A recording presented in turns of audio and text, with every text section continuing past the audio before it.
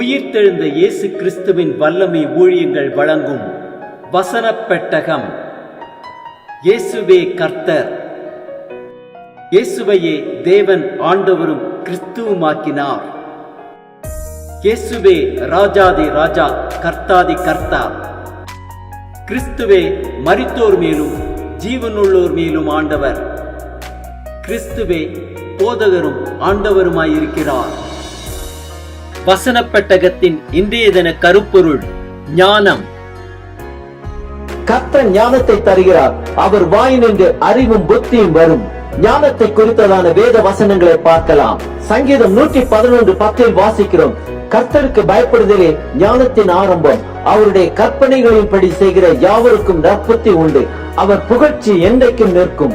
எபேசியர் 1:17 வாசிக்கிறோம், நம்முடைய கர்த்தராகிய இயேசு கிறிஸ்துவின் தேவனும் மகிமையின் பிதாவுமானவர் தம்மை நீங்கள் அறிந்து கொள்வதற்கான ஞானத்தையும் தெளிவையும் அளிக்கிற ஆவியை உங்களுக்கு தந்தருள வேண்டும் என்று வேண்டிக் கொள்கிறேன். யாக்கோபு 1:5 வாசிக்கிறோம், உங்களில் ஒருவன் ஞானத்தில் குறைவுள்ளவனாயிருந்தால் யாவருக்கும் சம்பூர்ணமாய் கொடுக்கிறவரும் ஒருவரையும் கடிந்து கொள்ளாதவருமாகிய தேவனிடத்தில் கேட்க கடவன், அப்பொழுது அவனுக்கு கொடுக்கப்படும். ஏசாயா 54:13 வாசிக்கிறோம், உன் பிள்ளைகள் எல்லாரும் கர்த்தரால் போதிக்கப்பட்டு இருப்பார்கள், உன் பிள்ளைகளுடைய சமாதானம் பெரிதாயிருக்கும். சங்கீதம் 119:98 வாசிக்கிறோம், நீர் உம்முடைய கற்பனைகளை கொண்டு என்னை என் சத்துருக்களிலும் அதிக ஞானம் உள்ளவனாக்கினீர், அவைகள் என்றென்றைக்கும் என்னுடனே இருக்கிறது.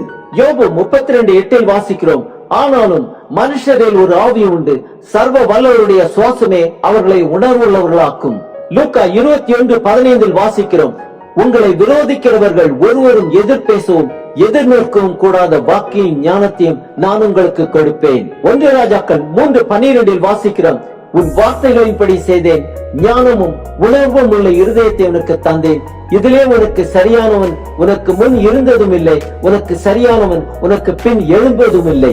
யாக்கோபு 1:17 வாசிக்கிறோம், நன்மையான எந்த ஈவும் பூர்ணமான எந்த வரமும் பரத்திலிருந்து உண்டாகி சோதிகளின் பிதாவினிடத்திலிருந்து இறங்கி வருகிறது, அவரிடத்தில் யாதொரு மாறுதலும் யாதொரு வேற்றுமையின் நிழலும் இல்லை. 1 ராஜாக்கள் 4:29 வாசிக்கிறோம், தேவன் சாலமோனுக்கு மிகுதியான ஞானத்தையும் புத்தியையும் கடற்கரை மணலத்தினையான மனோவிருத்தியையும் கொடுத்தார். தானியேல் 1:17 வாசிக்கிறோம், இந்த 4 வாலிபருக்கும் தேவன் சகல எழுத்திலும் ஞானத்திலும் அறிவையும் சாமர்த்தியத்தையும் கொடுத்தார். தானியேலை சகல தரிசனங்களையும் சொப்பனங்களையும் அறியத்தக்க அறிவுள்ளவனாக்கினார். சங்கீதம் 19:7 வாசிக்கிறோம், கர்த்தருடைய வேதம் குறைவற்றதும் ஆத்துமாவை உயிர்ப்பிக்கிறதுமாயிருக்கிறது, கர்த்தருடைய சாட்சி சத்தியமும் பேதையை ஞானியாக்குகிறதுமாயிருக்கிறது. தானியேல் 2:21 வாசிக்கிறோம், அவர் காலங்களையும் சமயங்களையும் மாற்றுகிறவர், ராஜாக்களை தள்ளி ராஜாக்களை ஏற்படுத்துகிறவர், ஞானிகளுக்கு ஞானத்தையும் அறிவாளிகளுக்கு அறிவையும் கொடுக்கிறவர்.